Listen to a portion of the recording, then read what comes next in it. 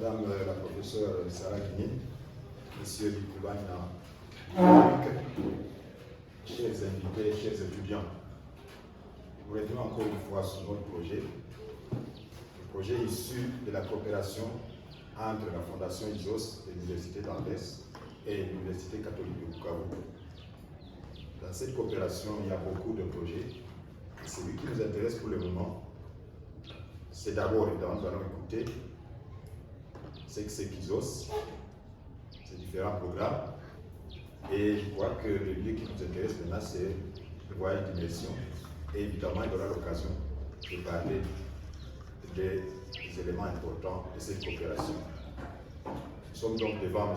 Bikoubagna Duvain-Luc, qui est responsable du partenariat UCB ISOS à l'Université d'Anvers, que nous allons écouter comme orateur principal.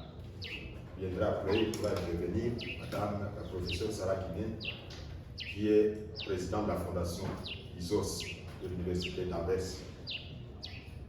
Le chronogramme va nous permettre, vous avez lu dans l'invitation, va nous permettre d'évoluer et nous interviendrons chaque fois comme modérateurs. Vous allez permettre de poser une question, évidemment, nous allons filmer. Tout au début à l'inscription, on a demandé chacun de prendre une option par rapport à la diffusion de son image. Je m'imagine qu'il n'y a personne qui s'y oppose ici. C'est pour cela que nous allons le faire et c'est dans le cadre de notre projet. Merci donc, nous allons passer la parole à M. Bikoubagna Duvain-Luc, qui est l'orateur principal. Vous avez la parole, M. Bikoubagna. Merci beaucoup, cher Toussaint. Encore une fois de plus, nous allons nous excuser pour le retard avec toutes les informations. C'est vraiment contre notre décret. Moi, je m'appelle Duvain-Luc Bikoubagna, je suis assistant à la faculté d'économie ici et je suis aussi assistant à l'Université d'Anvers, à l'Institut de politique et de développement, où je suis aussi mon doctorat. Et à ce titre, je m'occupe du partenariat entre l'Université d'Anvers, l'ISOS et l'Université catholique de Bukavu. Et donc, ce dont je veux parler, nous allons parler d'ISOS. Qu'est-ce qu'est ISOS? Comment sont organisés ces programmes? Et je vais chuter en parlant du prochain voyage d'immersion. Et nous avons la chance d'avoir avec nous certains des anciens participants au programme du voyage d'immersion. Je vois Mme Juliette qui est avec nous et Mme Alika. Donc, l'ISOS, c'est une fondation universitaire, la Fondation universitaire pour la coopération et le développement. C'est une association sans but lucratif créée en 1985 et fondée sur des valeurs jésuites et essentiellement orientée vers la justice sociale. L'ISOS a été créée pour, en quelque sorte, faciliter la coopération, et non seulement faciliter, mais aussi renforcer la coopération et la collaboration entre l'Université d'Anvers et d'autres institutions. Quand je parle d'autres institutions, je fais allusion à des institutions dans quatre pays différents. En RDC, nous avons l'Université catholique de Bukavu, où nous sommes actuellement. En Inde, nous avons la Xavier Institute for Social Sciences, la National Law University, donc il y en a deux en Inde. Il y en a une au Maroc, l'Université Mohamed Ier, et enfin au Nicaragua, bienvenue. Au Nicaragua, nous avons l'Universidad Centroamericana, où fonctionne en même temps l'Institut Mislapan. Ça, sont les institutions partenaires à l'ISOS. En fait, la toile de fond de ces partenariats, au sein de cette coopération, c'est essentiellement l'échange de connaissances et de pratiques. L'échange réciproque des étudiants et même des staffs académiques. Cet échange ou ces échanges sont basés essentiellement sur la confiance et la compréhension mutuelle. Donc il s'agit d'un dialogue ouvert entre partenaires. L'ISOS, c'est une institution autonome dans la mise en œuvre de ces programmes et qui dispose de ressources évidemment limitées. Et donc, en termes de coopération, il y a une nouvelle opportunité de coopération qui est en train de prendre corps depuis l'année passée. Et cette coopération, elle s'est faite entre le network jésuite, Jesuit Social Center, Jesuit European Social Center, et UXIA. UXIA, c'est une association aussi associée à, excusez la tautologie, à l'université d'Anvers, University Center of St. Ignatius Antwerpen. Et donc, de cette coopération, l'USOS est en train de promouvoir un fellowship, bonjour et bienvenue, un fellowship qui s'appelle Global South Fellowship, et en partenariat bien évidemment avec la European Leadership Program, le ILP. Moi qui vous parle, j'ai été bénéficiaire de ce programme l'année passée, en tout cas je veux dire la toute première édition. Et il y a une seconde édition qui est en train d'être lancée, qui est en ligne et que vous pouvez trouver sur les sites web d'USOS. Je vous invite à le parcourir. Vous pouvez juste cliquer USOS University of Antwerp. Que dire du partenariat avec la RDC? C'est un partenariat qui a été mis en place beaucoup d'années avant. On parle de près de 18 ans, mais il a vraiment commencé en 2015-2016, et ces partenariats, depuis qu'il a été mis en place ou qu'il a été imaginé, c'est un travail de synergie avec d'autres programmes, essentiellement au sein du CGMI, le Centre d'expertise en gestion minière, que vous connaissez peut-être très bien. Et dans le cadre de ce programme, l'USOS finance et finance. Donc, je parle dans le cadre d'autres programmes avec le CGMI, qui sont financés par le VLIR. L'USOS essaie d'implémenter sa coopération avec l'Institut des politiques de développement.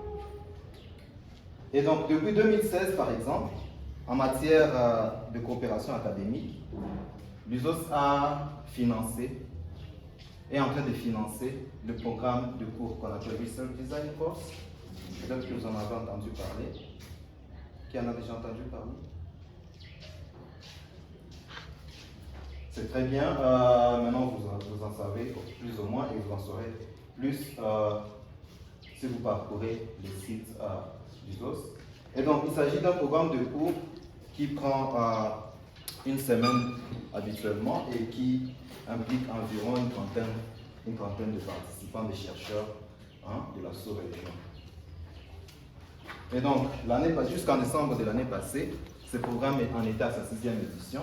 Et principalement, dans ce programme de Research Design Course, il y est discuté des questions de recherche en méthode de recherche quantitative, mixte, et les paradigmes de recherche, les questions éthiques dans la recherche. Et donc, dans ce même programme, selon les besoins, selon la pertinence du travail des étudiants, l'USOS fournit aussi la possibilité de bénéficier des bourses modestes de recherche. Et donc, vous comprenez bien que la collaboration que l'USOS est en train d'entretenir avec ses partenaires, particulièrement avec l'Université catholique de Bukavu, c'est une collaboration qui vient de loin et qui a l'ambition d'aller très loin. Essentiellement sur base de 3 points. Premièrement, l'importance est de répondre aux besoins de l'institution partenaire et d'appuyer des initiatives qui viennent de la souche, du bas vers le haut. C'est l'exemple, par exemple, de la transition vers l'enseignement en ligne durant le pic de la pandémie. Et cette transition a été financée et facilitée par l'USOS, et ce qui a fait de l'UCB la première institution au Congo à migrer vers l'enseignement en ligne durant le pic de la pandémie. Il y a aussi le besoin exprimé par beaucoup de participants au voyage d'immersion, dont je vais parler un peu après. Et ces besoins d'un voyage d'immersion à Anvers, et qui avait été exprimé déjà bien avant les années 2020 et qui a été concrétisé l'année passée, dans les années passées, et nous avons la chance d'avoir certains bénéficiaires de ce programme qui vont aussi s'exprimer. Et donc, au deuxième point de cette collaboration, l'importance, le bénéfice d'une telle collaboration, c'est aussi l'opportunité de remettre en question les modèles de développement tels qu'ils sont souvent poursuivis au niveau occidental. Et donc, il s'agit par exemple d'ouvrir des débats sur le passé colonial, de RDC, et aussi faire émerger de nouvelles voies ou carrément des voies existantes, des nouvelles voies ou des voies existantes congolaises ou de la diaspora sur des questions qui nous passionnent. Enfin, et ça c'était vraiment, si je peux appeler le fondement de cette coopération, internationaliser en quelque sorte le système d'éducation. Le programme dont je vais parler maintenant, avant de parler du voyage d'immersion, c'est le programme Global Pen Friends. Vous en avez aussi entendu parler dans le passé? Qui a déjà participé à ce programme? Très bien. Ah, c'est très bien. Tu peux dire un petit peu de ce que tu sais du programme? C'est Nancy, c'est ça? Oui, c'est Nancy. Bonjour. Bonjour.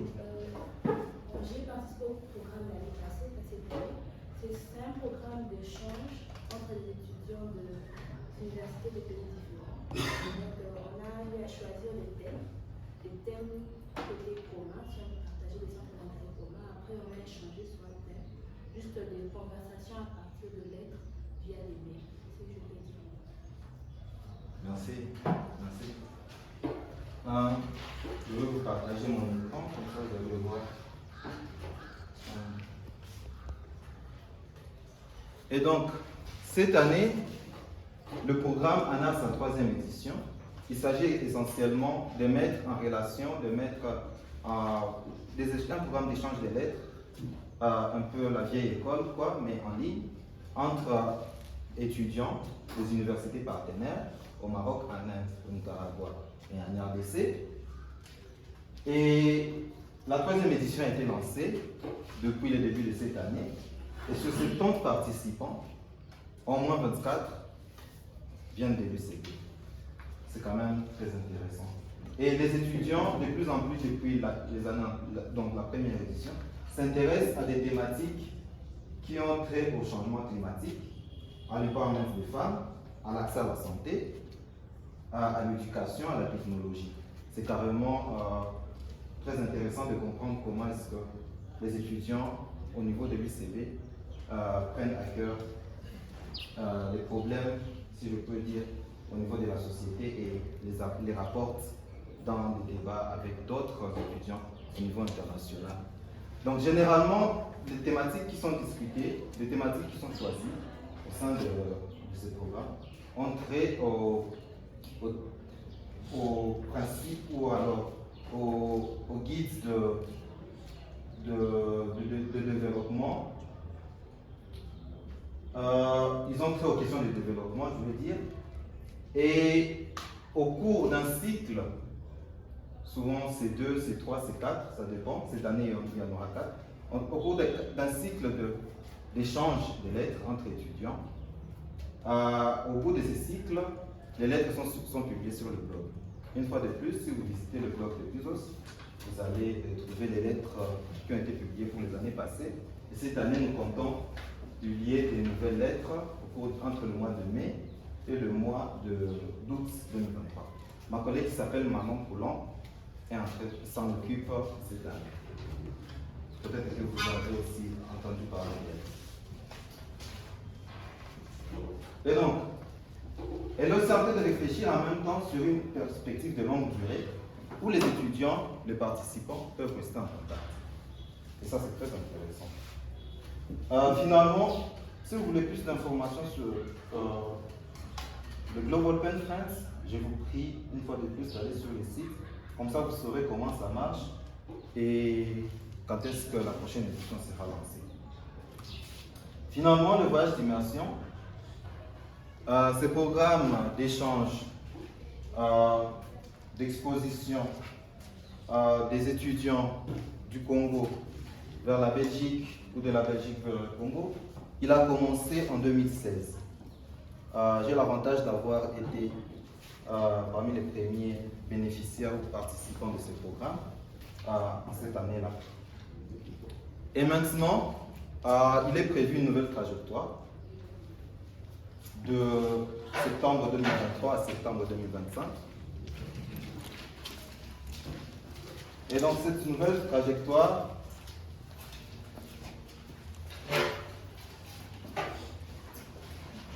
elle aura, si je peux dire, une opération de juillet, on estime dans la période de juillet à septembre 2024, où 10 étudiants congolais de l'université d'Anvers, de l'université catholique de Bukavu, et 2 des superviseurs issus de la même université iront à Anvers pour une période d'année. Et il y aura la trajectoire B, si je peux dire, de juillet à septembre 2025, avec le même nombre de participants. Et donc il s'agira carrément d'un programme, d'un échange culturel de 2 ans, au sein duquel 3 composantes sont, si je peux dire, exigées. Première composante, c'est l'engagement pour les activités du ZOS durant cette période. Deuxième composante, c'est, et ça c'est très important, réfléchir sur les thématiques sociétales pertinentes pour la RDC et aussi pour la Belgique. C'est même parmi l'expertise, ça sera même parmi l'expertise requise pour participer à ces programmes. Et enfin, entre autres, la troisième composante, c'est de participer au programme de formation du ZOS qui aura lieu sur des questions interculturelles et aussi, très important, des questions éthiques. Au fur et à mesure, nous verrons ce que nous pouvons intégrer comme programme de formation. Et donc, finalement, pour finir, les processus de sélection en soi, les modalités pratiques et les prochaines étapes pour le programme d'immersion seront communiquées ultérieurement. Sur ce mot, voilà tout ce que je peux dire du ZOS pour l'instant. Merci, M. Koubania, pour votre speech. C'est aussi les 3 projets que vous aviez initiés. Et donc, nous félicitons et nous demandons donc à Mme Sarah s'il a ajouté avant. Ça, dans le domaine de l'éducation, c'était beaucoup plus une éducation, donc un apprentissage par l'expérience, un apprentissage par échange.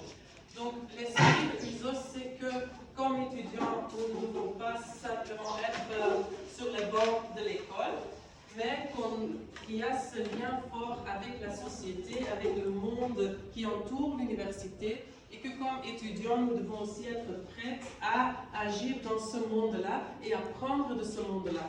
Okay? Donc, nous avons aussi une obligation, quelque part, vis-à-vis de la société pour contribuer à des changements, une amélioration de cette société-là. Donc c'est vraiment ce lien-là entre la société et l'université que nous voulons promouvoir et stimuler parmi nos étudiants. Alors ça, c'est une chose. L'autre chose, c'est la composante alors internationale ou mondiale. Parce que dans le monde d'aujourd'hui, nous sommes vraiment interdépendants. En fait, il y a cette distinction qui se faisait entre le nord et le sud. De plus en plus, ça commence à être un peu plus flou parce qu'on se rend compte que finalement, nous sommes tous des pays en voie de développement. La Belgique est aussi un pays en voie de développement quelque part parce que nous sommes en train de constater que, par exemple, sur le plan écologique, nous avons déjà détruit notre climat, nous avons déjà détruit notre biodiversité.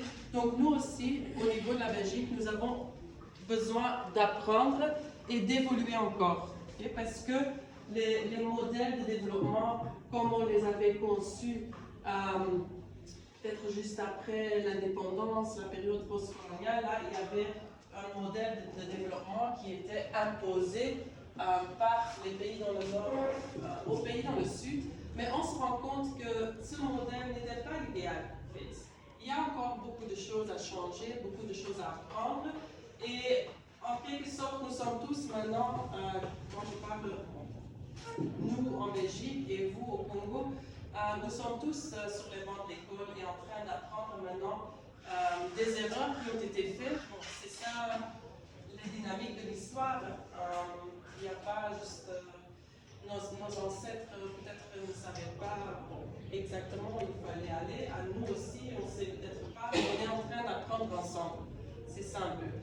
Et donc, cette dimension aussi est très présente en USOS, dans le sens que nous voulons mettre des groupes d'étudiants de la Belgique ensemble avec des groupes d'étudiants en Inde, au Nicaragua, au Congo.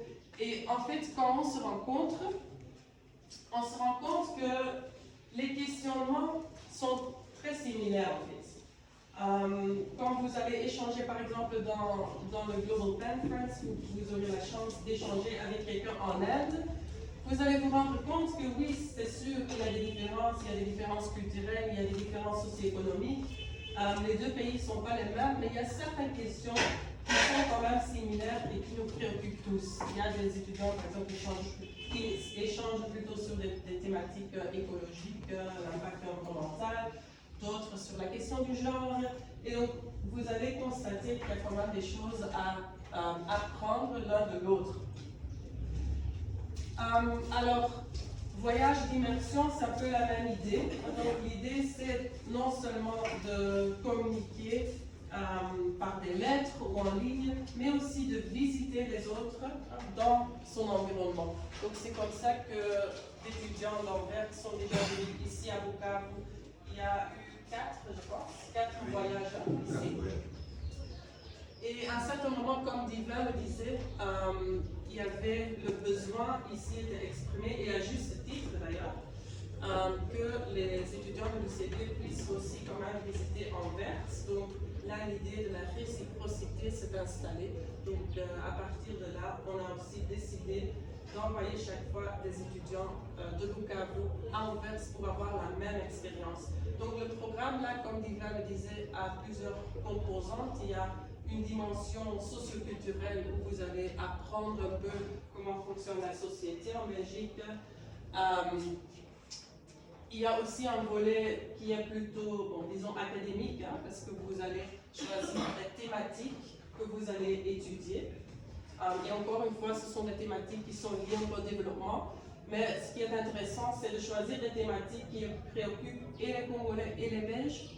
Par exemple, est-ce qu'on peut réfléchir ensemble sur le passé colonial? Est-ce qu'on peut réfléchir ensemble sur comment décoloniser les relations entre les deux pays? Des thématiques comme ça, vous pouvez travailler là-dessus, faire un petit travail académique, quelques petites recherches. Et ce sont en fait les deux composantes principales, un volet plutôt académique, recherche, disons, et un volet plutôt socio-culturel, juste immersion. Logement aussi chez les familles d'accueil, donc ça c'est un autre aspect. Quand les étudiants d'Anvers viennent ici, Papa Toussaint fait beaucoup d'efforts pour sélectionner des familles d'accueil pour que les étudiants ici puissent être bien accueillis et vivre aussi la vie en famille et l'ambiance au quotidien du Bukavu. Vice versa, la même chose. On essaye de chercher des familles d'accueil pour vous donner vraiment une immersion, comme c'est un voyage d'immersion. Voilà, donc j'espère que ça clarifie encore un peu davantage la philosophie derrière ces programmes-là. Vous avez posé des questions. Je reviendrai à une deuxième question, peut-être quand ça va venir. Pour le moment, nous pourrons juste préciser que, comme vous venez de dire, que ce voyage d'immersion date de 2017. Nous avons eu l'opportunité de présenter M. Dikoubamia qui fit de la première édition en 2017 qui s'était rendu où il a accueilli un étranger en famille. Et cette année, donc, étant donné que la version comprend un séjour en famille et un séjour dans un milieu rural. Donc en 2017, c'était à Uvira où s'était rendu, c'est vrai, la délégation à l'époque, ils étaient aussi 10. Qui sont arrivés. La deuxième année, nous sommes en 2018. C'était encore une fois en famille à Bukavu et ce jour il a l'Amblé. La troisième année, nous sommes en 2019. Sous menace du Covid, ça n'a pas été possible. C'est comme ça que finalement on s'est éparpillé au Rwanda. Et il y a eu la même dimension, donc nos étudiants sont partis au Rwanda. Et c'était donc exceptionnel. Et voilà donc en 2021, c'est la première édition où nos étudiants, ils sont partis en Grèce. Ils ont aussi été accueillis en famille. Et un séjour, on va appeler aussi au village, à Irengels, ça s'appelle comme ça. Ah oui, oui. Irengels. Ils ont été aussi au village. Et donc, ils ont fait aussi quelques séjours là-bas. Et je vois que les amis se rappellent. Et ils vont donc nous donner quelques impressions au sujet de ça. Et donc, en 2022, encore une fois, c'est la 4e édition, les Belges sont arrivés. Un séjour, encore une fois, à Idri, où encore certains ont été avec nous. Et donc, ce qui se prépare, c'est 2024 pour encore une fois un retour. Nous allons préciser que quand on a cité autant de pays, la RDC était représentée tout au début par Kinshasa. Et je ne sais pas comment ça a tourné finalement, ce vice-président qui a continué. Et nous allons louer les efforts de madame la professeure Sarah. Avant qu'elle ne soit même le président d'ISOS, eh bien c'est elle qui a donné le pouce à ce projet. Et nous disons encore une fois merci. Voilà. Nous allons donc passer au deuxième point qui concerne les interventions des anciens. Il y en a.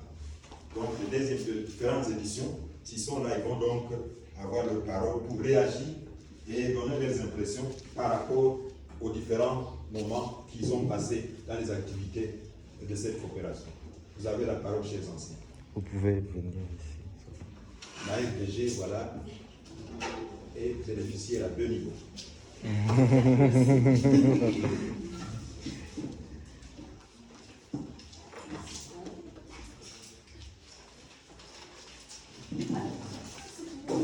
Voilà. Ils sont 3 et 4 d'ailleurs, et madame Alissa. Je dis à madame.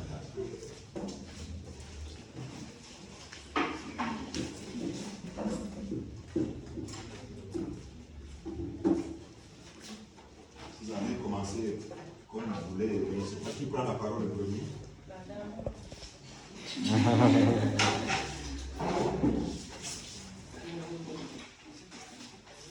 Vous avez la parole qui s'appelle Madame Béni Julienne. Donc ça prend sa qualité d'RDG qui est ici comme ancien bénéficiaire du projet. Bonjour à tous. Bonjour. Moi c'est Binti Simaouf Julienne. Je fais la M2 maintenant, informatique de gestion à l'Université catholique de Bukavu. J'avais connu le programme USOS, c'était en 2020. Oui, 2020, où il y avait des affiches qui étaient un peu partout, où on voyait seulement les blancs là-bas, devant le bus de l'ICP. Puis, on s'y est intéressé, on a posé des questions. C'est ça, on a vu que c'était affiché comment on va le programme. Il y avait ce programme-là, ce programme d'immersion, et qu'il fallait qu'on puisse participer. Il y avait des critères de sélection. Bon, nous avions déposé notre candidature. On a attendu quelques moments, ça c'était via adresse mail. On nous a recontacté pour nous dire qu'on a été sélectionné. On est entré en contact avec papa, tout ça. On a fait une première rencontre. Il nous a expliqué qu'il y a aussi ceux qui étaient sélectionnés en internet. Donc, au cas où s'il y avait des gens dans notre groupe qui devaient abandonner, il y avait d'autres qui étaient encore là, mais qu'on était le premier groupe à être sélectionné. Ainsi, bon, moi je me suis retrouvée, c'était ma première fois d'avoir connaissance du programme USOS, mais dans le même groupe, il y avait ceux-là qui étaient anciens, qui avaient déjà accueilli des Belges, qui avaient déjà participé à d'autres activités du programme. Alors nous avons passé toute une année de préparation où papa Toussaint me disait chaque jour qu'on ne doit pas fuir. Que c'était pour l'honneur de l'université, puis on a débattu d'autres thématiques. Donc c'était important vraiment déjà d'être préparé psychologiquement, je veux dire. Ils nous préparaient par rapport à ce qu'on allait devoir affronter une fois là-bas. On a essayé aussi de faire des rappels sur quelques points par rapport à la situation coloniale de la RDC et tout. Donc l'idée c'était que on est là en tant qu'ambassadeur. On n'était pas là pour révéler les gens parce qu'on est des rebelles, on est fâchés et tout. C'est pour essayer de voir ce qui était avant. Maintenant, où est-ce que nous en sommes et qu'est-ce que nous pouvons faire pour apporter notre pierre à l'édifice. C'est ainsi qu'en novembre 2021, nous sommes partis en Belgique. Après avoir essayé de rater l'avion plusieurs fois. En fait, on devait prendre l'avion, c'était à Kigali en fait. Donc il y avait l'avion qu'on devait prendre à Kamembe pour nous amener jusqu'à Kigali. On a raté l'avion de Kamembe. On était obligé de partir dans les bus jusqu'au niveau de Kigali pour prendre maintenant l'avion à 0 heure. Donc il y avait des blagues comme quoi. Je n'avais pas dit encore à sa grand-mère. Et tout. Donc, c'était une chouette expérience parce que, premièrement, dans le groupe, je ne connaissais pas Fab. Je ne connaissais pas Alissa et tout. Mais on s'est retrouvés dans un groupe où on a été obligé de. Donc, on a dialogué ensemble. C'était des étudiants. Chaque faculté était représentée. Alors, on a appris aussi entre nous donc, on a fait connaissance entre nous, les étudiants de la faculté de médecine et ceux d'autres facultés, peut-être sciences sociales. Je tiens à préciser qu'on était, on était à 10, mais il y avait un seul garçon, 9 filles. Donc, c'était un peu exceptionnel parce qu'au début, on pensait que ce sont les filles qui ne vont pas beaucoup plus participer à cause des restrictions à la maison. Mais il s'est avéré que c'était les filles qui étaient beaucoup plus intéressées par le programme d'échange. Et puis, plus tard, on est arrivé en Belgique, on est parti dans différentes familles d'accueil. Je pense que chaque personne pourra vous partager son expérience. Moi, j'étais à Bruxelles, et à ça à Anvers. De Bruxelles à Anvers, il y avait un petit trajet quand même. Donc, s'il y avait des activités qu'on devait faire en Anvers, il fallait vraiment être matinal. Et puis, l'autre problème des Congolais, nous qui ne respectons pas les temps, c'est vraiment un sérieux problème. Les gens étaient vraiment gênés parce que si on ne respectait pas les temps. Alors, j'avais prêté sur la bibliothèque numérique, essayé de faire un peu la différence entre ce que nous avons ici chez nous comme bibliothèque et ce qu'eux ils ont chez eux. Donc, de mon étude, c'est dégager une conclusion que j'avais d'ailleurs partagée au service informatique. Et même mon sujet de l'époque, c'était sur une plateforme de mise en ligne des mémoires et tests des étudiants. Maintenant, là, je pense que c'est en cours de conception. Et on espère que d'ici là, cette plateforme sera déjà accessible à tout le monde pour qu'on n'ait pas vraiment besoin de se déplacer pour avoir accès aux différents manuels qui peuvent nous aider pour rédiger les travaux de fin de cycle. Puis enfin, vers décembre, est venu les jours de rentrée au Bercail. Nous sommes rentrés à la maison. Dieu merci, personne n'est resté là-bas. Personne s'est marié.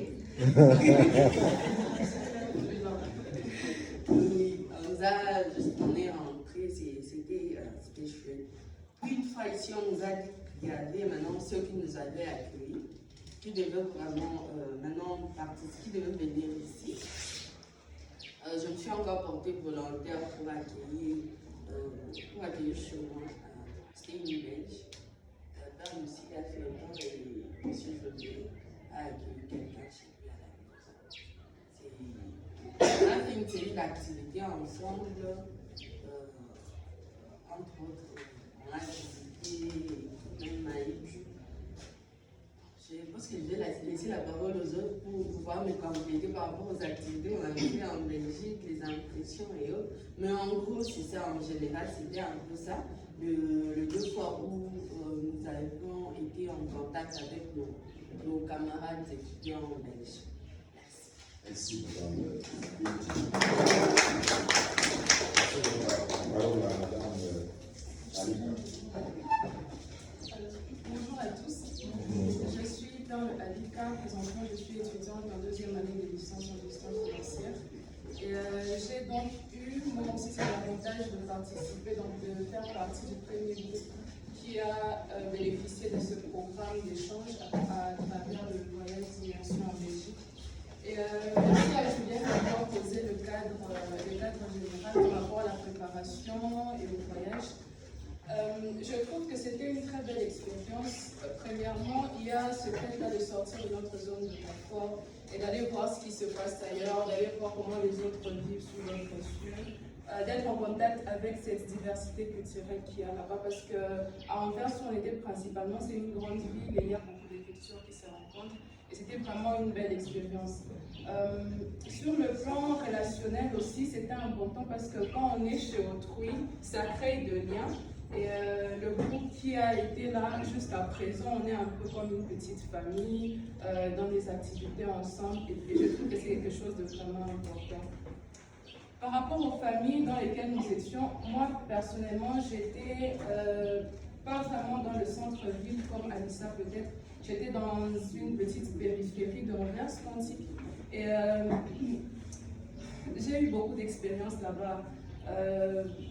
Il y avait des points positifs, il y avait aussi des points négatifs. Dans ma famille, c'était une famille de deux parents, donc papa, maman. Il y avait 2 filles, un chien et 3 poules. Je parle de ça parce que, en fait, différemment ici chez nous, les animaux de compagnie, ça fait partie de la famille. Quand je suis arrivée dans la maison, j'ai d'abord été présentée au chien. On a parlé au chien, on lui a expliqué que j'étais un nouveau membre de la famille, que je serais là désormais, qu'il devait être gentil avec moi. Il fallait que je lui donne ma main pour qu'il renifle et qu'il retienne mon odeur. Et puis, ce qui était plus surprenant, c'est quand on m'a présenté aux poules. C'était la première fois de ma vie, donc je n'arrivais pas à comprendre que dans la vraie vie, des poules pouvaient avoir des noms et faire partie de la famille. Chaque fois, on faisait allusion aux poules. Elles faisaient vraiment partie de la famille. Et une fois, je ne sais pas si Julie était chez moi ce matin-là, il y avait une poule qui boitait. La fille aînée avait remarqué, elle s'était mise à pleurer. Pour moi, ça semblait vraiment bizarre. Et la réaction du papa, c'était de sortir sous le froid parce qu'on était déjà au bord de l'hiver. Et il était parti voir ce qui n'allait pas avec la poule pour revenir rassurer la fille. Et c'était vraiment un contexte assez inimaginable. Je n'arrivais pas à y croire. Donc il y a des choses comme ça qui sont assez différentes, assez bizarres pour nous. Parce que je m'imagine ici une poule qui boite. La sentence serait différente. Je crois qu'on serait à la manger autre chose. Donc, c'est aussi des gens qui ont une attention débordante. C'est pour nous qui sommes habitués, donc on a des parents, c'est vrai, ils nous aiment beaucoup, mais ils ont un amour assez discret. Et ces gens-là, ils ont une attention très expressive. Ils sont toujours aux petites attentions, ils veulent savoir comment ça va, tout ce qui se passe dans ta vie, tout ce qui se passe dans ta journée, ils veulent savoir. Ils sont très ouverts d'esprit et tout ça. Donc, c'est vrai que ça donne un espace très chaleureux de vivre avec eux, de vivre avec leur famille et tout. Par rapport... elle venait souvent dormir chez moi parce qu'elle était à Bruxelles et pour les activités qui étaient assez tardives quand même, c'était difficile pour elle de rentrer chaque fois chez elle et donc elle venait m'envahir chez moi dans mon lit. Et par rapport à la nourriture, c'était difficile de s'adapter. C'était vraiment difficile de s'adapter parce qu'ils ont des choses immangeables. Ils ont des choses immangeables parfois. Les amis, ils se moquaient même parce qu'on prenait du poids, mais c'était pas parce qu'on mangeait trop, c'était parce qu'on prenait de la malbouffe, des chocolats, des chips pour combler en fait. Quand on te donne des trucs, il faut le vent et tout, tu sais pas avaler ça, tu es obligé de combler avec autre chose. Donc, tout ce qu'il y a comme discipline alimentaire, il y a d'autres familles par exemple qui ne prenaient pas du sucre et c'était difficile de s'adapter. Il fallait faire comme on pouvait. Donc en famille, c'était ça, c'était une très belle expérience, en tout cas pour moi. Il n'y avait pas de complications, peut-être la langue, parce que j'imagine que c'était plus facile pour Julienne ou Benoît qui étaient à Bruxelles, qui est un endroit où beaucoup de gens parlent français. Pour nous qui étions en Anvers, on parlait soit anglais, soit néerlandais. Et donc, la famille dans laquelle j'étais, il n'y a que le papa et la maman qui parlaient français, les enfants parlaient néerlandais. Donc, il y avait ces problèmes-là de communication. J'ai fait près de 3 semaines avec eux. On parlait peut-être à travers les tablettes. J'écrivais sur mon téléphone parfois et je mettais la traduction orale et elles faisaient de même. Donc, c'était vraiment difficile de créer des liens à cause des barrières de la langue. voilà, en famille, c'était ça. Par rapport aux autres activités avec le groupe d'étudiants d'Anvers, c'était bien parce que c'est des personnes qui sont assez ouvertes d'esprit, qui ont besoin de vous apprendre des choses, qui sont aussi curieuses par rapport à ce que vous vivez chez vous, par rapport aux retombées de la colonisation, la décolonisation et tout ça. Donc ce sont des échanges ouverts qu'on doit être prêt à avoir sans tabou. Et puis, dans les rues, il fallait peut-être faire face à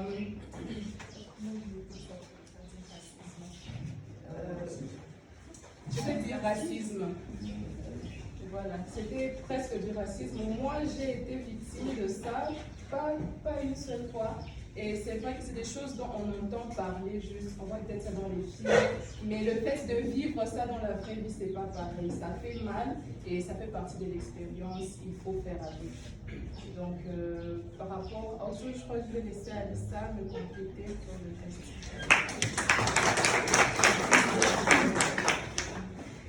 Bonjour à tous. Moi, c'est Alissa Okofo. Je pense que je vais faire en presque tout. Je peux juste ajouter quelque chose concernant peut-être mon stage là-bas. J'ai pu travailler avec une fille, Nicole Kamunda, là, qui est une femme là. Elle fait l'agronomie, moi je fais l'économie rurale, et donc nos sujets étaient presque similaires. Et on a eu à voir, donc on nous a donné presque une semaine à aller à la ferme et voir comment est-ce qu'ils travaillent là à la ferme, comment est-ce qu'ils produisent et tout pour compléter notre travail. Aussi, Perle a relevé quelque chose, le racisme. Là-bas, moi aussi, j'ai un peu été victime de ça, là-bas en Belgique. Et dans ma famille d'accueil, il n'y avait qu'une seule. Non, je vivais avec Kathleen, elle vivait seule au fait. Et peut-être qu'on ne s'entendait pas très bien, même si elle faisait de son mieux et tout. Et j'avais plutôt l'habitude d'aller chez ma collègue Nicole pour peut-être manger, parce que la nourriture était vraiment exigeante, elle ne voulait pas d'huile, elle ne voulait pas beaucoup de choses que moi, même les frites, elle refusait les frites. Alors j'avais l'habitude d'aller chez ma collègue Nicole et on mangeait là-bas, on faisait des activités nous deux ensemble. Et aussi, on a appris quelque chose qui n'est pas vraiment ici, c'est la tolérance. Là-bas, ils sont vraiment tolérants. Comme par exemple, il y a des couples lesbiennes, des couples homosexuels. Et contrairement ici chez nous, ils sont vraiment tolérants. Une de notre collègue, elle vivait deux de nos collègues vivaient dans des familles lesbiennes. Et moi, avec Nicole, parce qu'elle était juste à côté de la maison, j'avais l'habitude d'aller chez elle et ses mamans, en tout cas, étaient trop gentilles. Et peut-être qu'ici, on se donne une autre image de ces familles-là. On les juge trop, mais au fond, on s'est dit que bon, ce sont aussi des humains, on a appris à les comprendre et à vivre avec. Et donc, la notion la plus importante là-bas, c'est la tolérance. Moi, je pense que si, ici chez nous, on pouvait avoir cette tolérance-là, quand les autres là-bas, ça serait une très bonne chose. Merci. Avant de passer à Wendy Mwambali, nous va révéler quand même que l'élément essentiel, la fois passée en 2000, quand nos amis étaient ici, ils commençaient à distinguer deux sortes d'heures, l'heure congolaise et l'heure belge. C'est pour déplorer le moment que certains viennent d'arriver. On s'est dit, il doit être là 9h, il y en a qui arrivent à 10h. C'est inconcevable. Je voudrais que Mamba révèle ses données et qu'il avance. Bonjour à tous.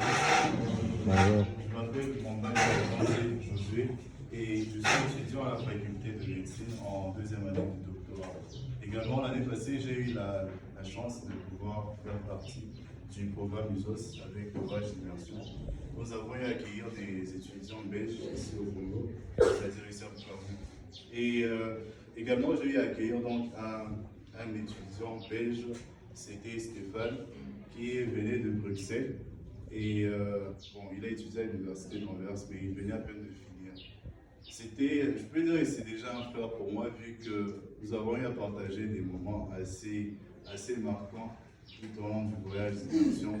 Et il a eu vraiment à s'adapter un peu, je peux dire un peu facilement par rapport à ce à quoi je m'attendais. Et effectivement, si je devrais un peu relever quelques points, côté positif et côté négatif peut-être. Le côté positif du voyage d'immersion était que nous avons eu à partager plusieurs aspects de nos cultures. C'est-à-dire déjà le soir, on se mettait ensemble, on mangeait ensemble à la maison avec les parents. Et Stéphane était toujours curieux de savoir qu'est-ce qu'on fait, qu'est-ce qu'on mange. En tout cas, il voulait toucher à tout. Il était très partant pour tout. Déjà, il aimait les galégas, je pense que tout le monde connaît c'est quoi. Et le machanza aussi, curieusement, il adorait le machanza. Je pense même qu'il voulait partir avec le machanza en Belgique. Mais je pense pas que ça a été possible. Donc, pour dire que le voyage d'immersion, c'était une occasion pour eux d'apprendre de nos cultures, de savoir ce qu'on fait. Et également, ils n'étaient pas tellement, comme on pourrait dire ici, on aurait fait le terme raciste. Eux, ils n'étaient pas racistes. Ils étaient déjà le fait de vouloir venir au Congo et partager nos cultures, c'était tellement important pour eux, de sorte qu'ils étaient ouverts à tout. Ils étaient ouverts à tout. Par contre, nous avons fait un séjour à Edgy d'une semaine, c'est 6 jours, je pense. 6 jours. Et ils étaient tellement contents de voir le paysage, de voir les ressources que nous avons, de sorte qu'ils voulaient qu'on puisse aller nager, qu'on puisse aller visiter des mines et tout. Donc c'était tellement important pour eux, je crois. Et également pour nous, c'était une grande occasion de découvrir ce qu'ils peuvent aussi nous apporter de plus. Déjà, nous apprenons aussi, nous étions en train d'apprendre de leur culture. Le respect du temps, ça c'était vraiment important pour eux. Et Papa Toussaint a relevé la différence entre les temps congolais et les temps belges. Déjà, nous, quand on donnait un programme à 9h pour aller, par exemple, visiter un endroit, on disait à 9h, et ils savent déjà que 9h pour eux, pour nous, c'est-à-dire 10h, 10h30, parfois même 11h. Donc, on n'avait pas tellement cette culture-là aussi de respecter les gens, et c'était un peu dérangeant pour eux. Ça, c'était le point positif, je peux dire. Un point négatif, je dirais, peut-être de notre part, en tant qu'accueillants, c'est que nous étions trop...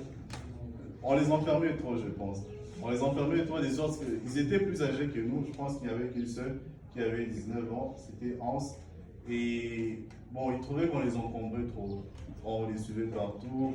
Ils veulent partir, peut-être payer quelque chose à manger, on doit rester avec eux. Ça, c'était un peu dérangeant. De sorte que moi-même, j'ai demandé à Stéphane s'il veut sortir, qu'il me prévienne juste, et puis je saurai là où il est parti au moins.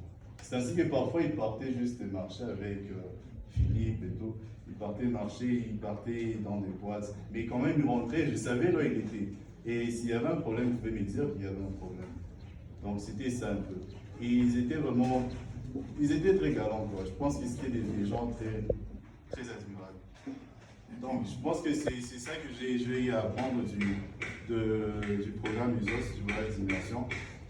Pour moi aussi, c'était un voyage d'immersion. Bien qu'ils sont venus ici, à Bukavu, pour moi, c'était un voyage d'immersion du fait que j'ai aussi appris de leur culture. J'ai aussi appris de leur façon de vivre à l'étranger. Et j'aimerais peut-être encore participer à ce genre de programme où on accueille encore d'autres étudiants ici. Donc pour moi, c'était vraiment un avantage assez important. Je vous remercie. Merci, M. Mwambayi. Allons passer la parole à certains anciens que nous avons vus. Nous allons présenter Madame la professeure Yann Mokota-Fassi, qui est le point focal du projet ISOS.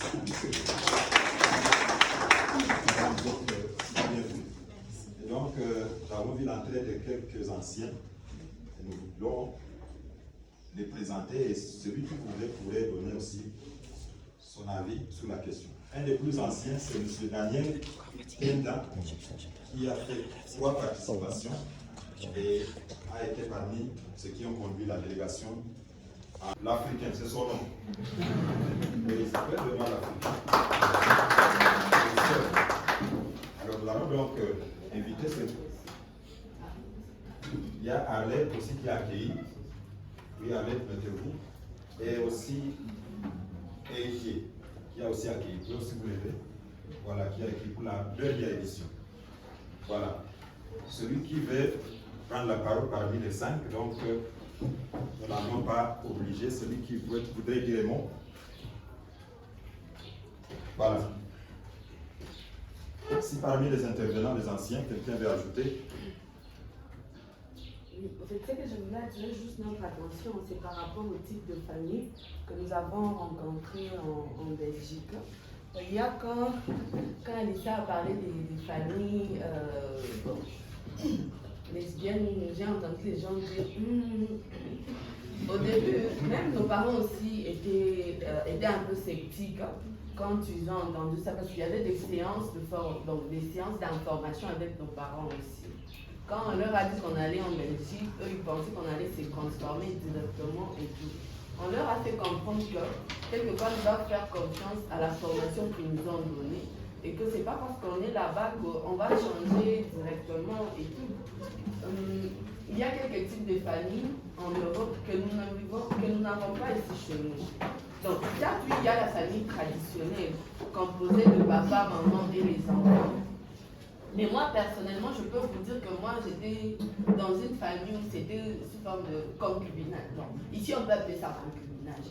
Parce qu'ils n'étaient pas mariés, donc c'était juste un homme et une femme qui ont décidé de se mettre ensemble dans une maison. Et ce sont eux qui m'ont amené. Donc, légalement, nous, chez nous, on peut dire que légalement, ils sont des ânes.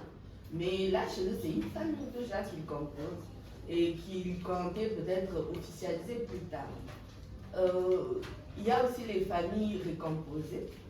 Je pense que Benoît était dans une famille récomposée où il y avait papa avec ses enfants, maman avec ses enfants, puis ils décident de se mettre ensemble. C'est aussi parmi les types de familles que nous avons rencontrés là. Par rapport à, je peux dire Nicole, Tatiana Kéré.